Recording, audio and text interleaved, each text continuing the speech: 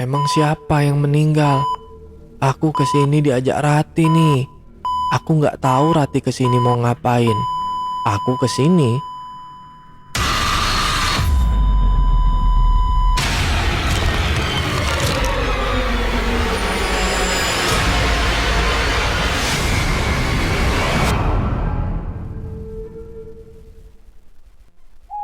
Halo para pecinta kisah horor di luar sana. Berjumpa kembali dengan saya, kurator dari kanal Swarna Lokaya. Kali ini kita akan melanjutkan membacakan kisah dari penulis bernama Al yang berjudul Dendam Maut. Untuk para pendengar yang mau membaca kisah ini secara langsung, saya juga menampilkan link pada kolom deskripsi. Dan silahkan follow akun penulis. Sebelum kita masuk ke dalam ceritanya, saya mohon dukungan dari para pendengar untuk klik subscribe, like, and share. Dan jangan lupa aktifkan lonceng notifikasinya agar para pendengar tidak ketinggalan kisah-kisah terbaru dari Swarna Lokaya. Untuk para pendengar yang sudah memberikan dukungan, saya ucapkan banyak terima kasih. Dan semoga Tuhan juga melancarkan setiap usaha dari para pendengar. Mari kita mulai tenggelam dalam kisah ini. Kisah dimulai. Reza masih terus meratapi kepergian Rati. Pelan ku angkat bahunya untuk mengajaknya pulang. Namun, dia lebih memilih untuk ke rumah Rati, membaca dan mengirimkannya doa. Aku malam ini terpaksa harus pulang karena rumahku sepi. Orang tuaku pulang kampung. Di perjalanan menuju pulang, aku masih meneteskan air mata sambil berpikir, siapa yang tega melakukan ini pada Rati? Rati orangnya baik. Kenapa mereka tega melakukan ini kepada Rati? Aku terus melajukan motorku. Sampai di persimpangan menuju rumah, aku melihat Dika yang sedang berjalan seorang diri. Namun, aku melihat Dika berjalan sambil seperti merangkul sesuatu. Namun tak bisa aku lihat.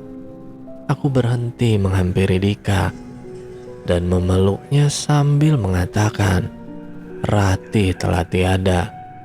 Namun dia marah padaku dan membantah ucapanku. Kamu ngomong apa sih mas? Gak boleh gitu ngomongnya. Ini kan Rati sama aku. Dia mau aku antar pulang. Aku menelan ludah saat mendengar ucapan Dika. Karena aku tak melihat siapapun di samping Dika. Apalagi ada Rati di sini. Hanya kami berdua. Hanya aku dan Dika. Aku tak melihat siapapun. Dan aku langsung menyadarkan Dika. Dik, sadar. Kamu gak boleh ngomong gitu. Rati udah tenang di sana. Kamu jangan gitu, Dik.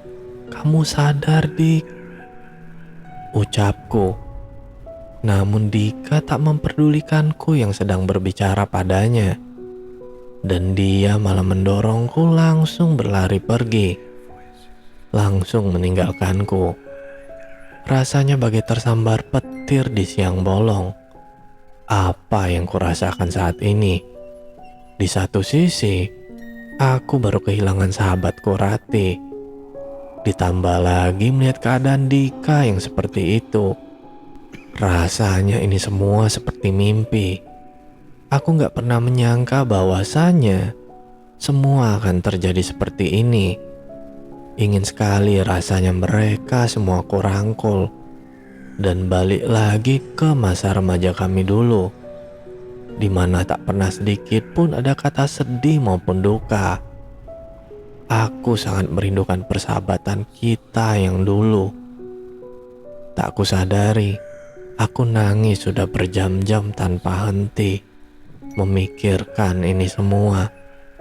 Rasanya aku belum ikhlas melepas Rati, karena menurutku, dia wanita yang baik, ramah, cantik, dan pintar. Aku gak habis pikir kenapa ada orang yang tega melakukan itu kepada Rati. Aku meneruskan perjalananku menuju rumah. Sesampainya aku di rumah, aku mandi dan duduk di ruang tamu. Aku pun tertidur di ruang tamu karena badan dan pikiranku rasanya sangat letih menerima semua kenyataan ini. Mataku pun membengkak akibat terus menangis. Tanpa tersadar, rasaku baru sebentar saja aku memejamkan mata. Pagi pun tiba. Ketika pagi aku terbangun, aku melihat matahari tersenyum indah dan cerah menyambutku dari bangun tidurku. Namun indahnya mentari pagi ini tak seindah perasaanku yang sedang dihujani duka. Badanku rasanya sakit semua. Akibat semalaman aku tak bisa beristirahat mulai dari sepulang kerja sampai pagi tadi. Aku teringat lagi kejadian semalam. Hatiku masih saja belum bisa mengikhlaskan kepergian sahabatku. Mengingat kejadian tadi malam, aku merasa itu semua hanyalah mimpi. Namun, aku langsung menyadarkan diriku akan kenyataan pahit ini. Dan harus ku terima semuanya dengan ikhlas. Hati dan pikiran terus berperang, memikirkan siapa pembunuh Rati. Ingin rasanya segera aku mengetahui siapa pelakunya dan menanyakan apa motifnya sampai dia tega menghilangkan nyawa Rati yang menurutku tak pernah melakukan dosa, sampai harus ditebus dengan nyawanya. Langsung aku berkemas bergegas mandi.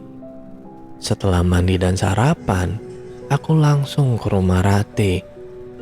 Kulihat Reza masih ada di sana dengan wajah lesu dan lemas. Dia masih saja terus menangis didampingi orang tuanya dan orang tua Rati. Aku paham akan perasaan Reza. Mungkin ini kenyataan yang pahit dialaminya karena mereka akan menikah bulan depan. Tetapi sang pujaan hati sudah terlebih dahulu dilamar kematiannya.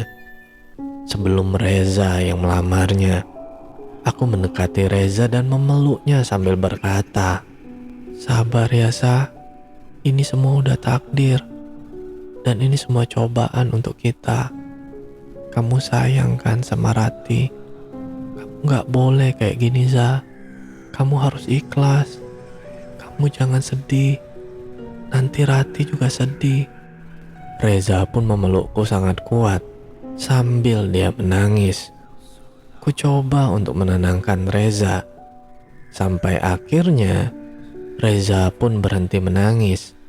Dia terlihat sangat lemas karena dia baru balik dari Jawa. Ditambah lagi, dia harus mendapatkan peristiwa seperti ini. Tak berapa lama ku ambilkan dia makan. Setelah makan, dia berbicara padaku, "Mas, makasih ya mas, udah nguatin aku. Aku betul-betul udah gak bisa berbuat apa-apa lagi rasanya. Separuh hidupku udah mati bersama Rati," ucap Reza sambil menunduk. "Sudah Sa, kamu ikhlasin aja ya. Yang kehilangan bukan kamu doang kok.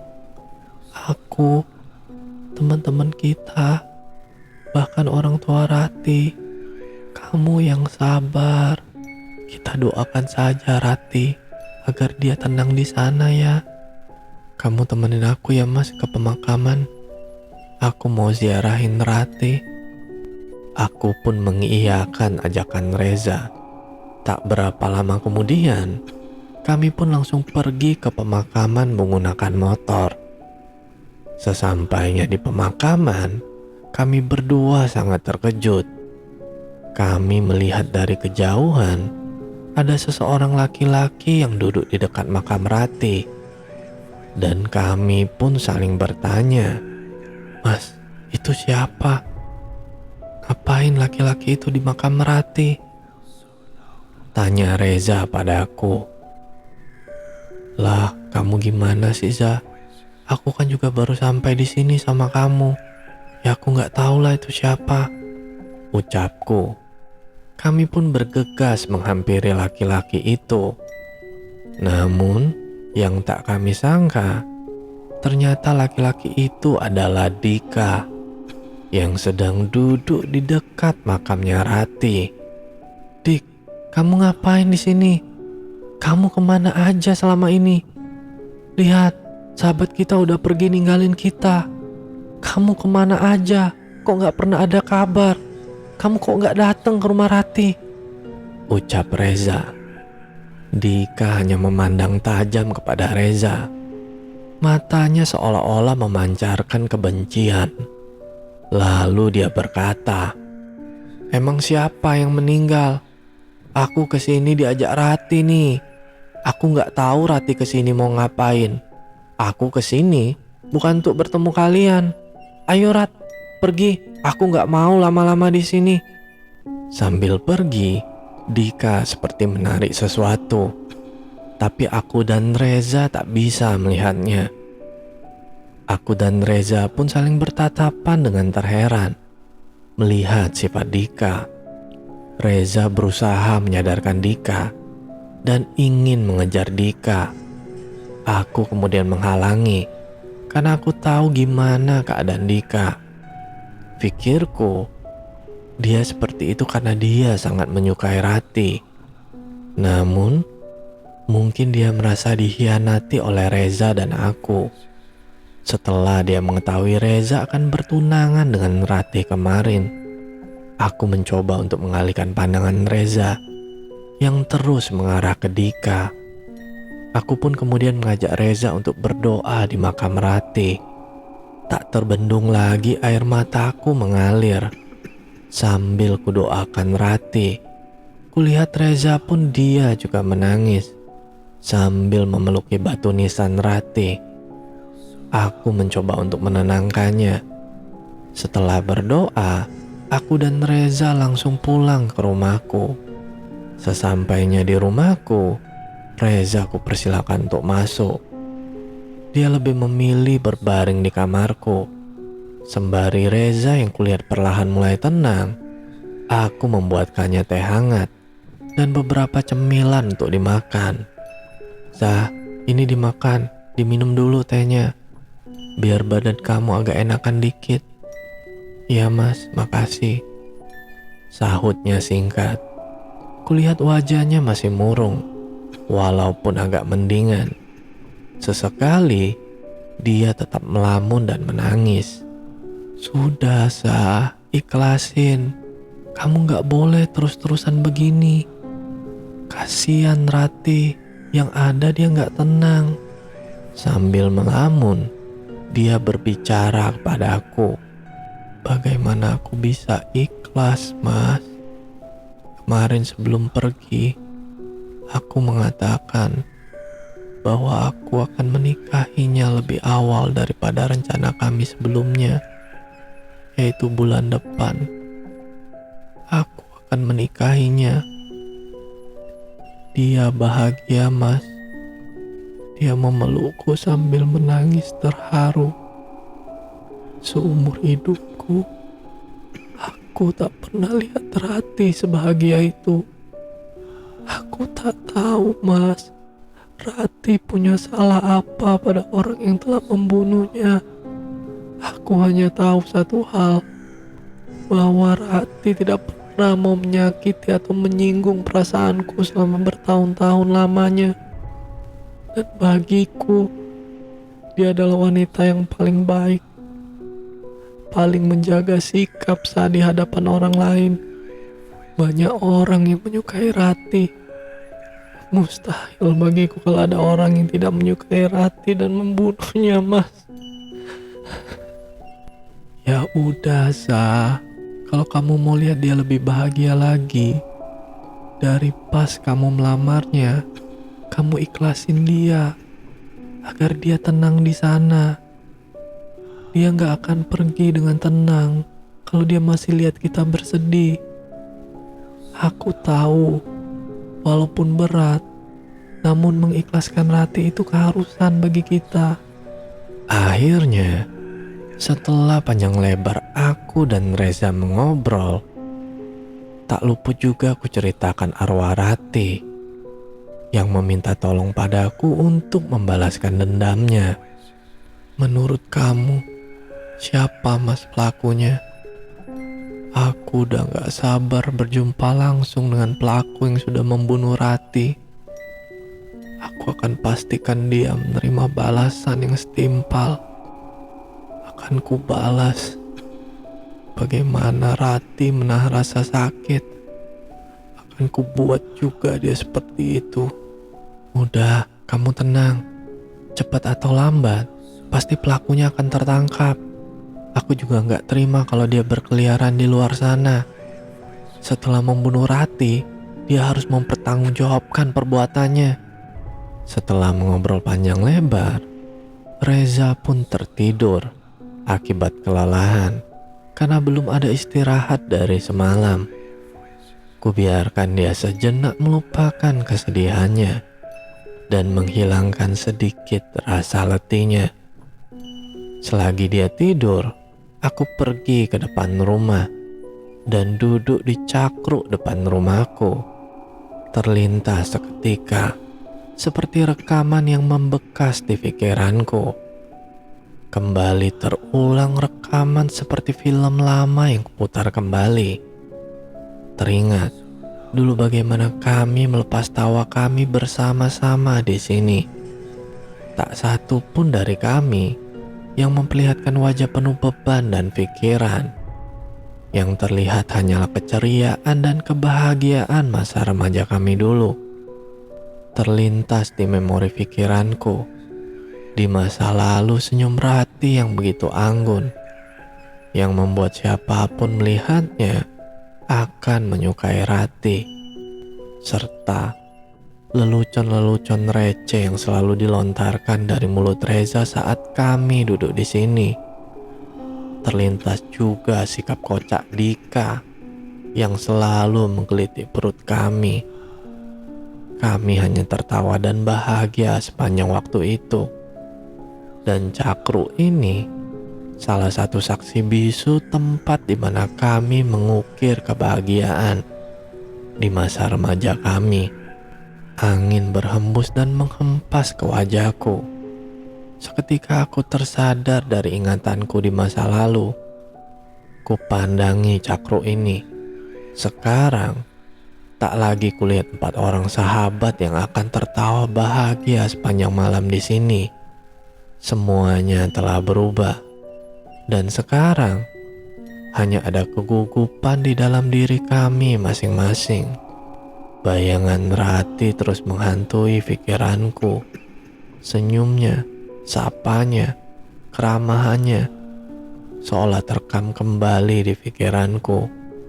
Tak kusadari, perlahan air mataku pun sudah membasahi pipi. Kurasakan rindu yang teramat sangat pada sahabatku terus menggebu di dalam hati. Ingin rasanya aku memeluk kalian semua. Tapi rasaku sekarang itu sudah menjadi hal yang mustahil, karena hanya beberapa orang dari kalian yang bisa kugapai. Aku pun memejamkan mata sambil menikmati semilir-semilir angin yang menyentuh lembut kulitku dan mengelus lembut wajah dan rambutku. Terngiang kembali di kupingku suara-suara tawa dan canda yang pernah kami alami dulu di sini. Terdengar suara tawa di masa lalu yang kurasakan seperti tidak ada beban apapun. Tertawa seolah-olah kami baik-baik saja sampai nanti kami menua. Namun takdir kali ini berkata lain. Takdir memisahkan 4 orang sahabat yang dipikir orang lain kami tidak terpisahkan. Namun takdir punya ketentuan yang satu orang pun tak akan menduganya. Doa aku panjatkan.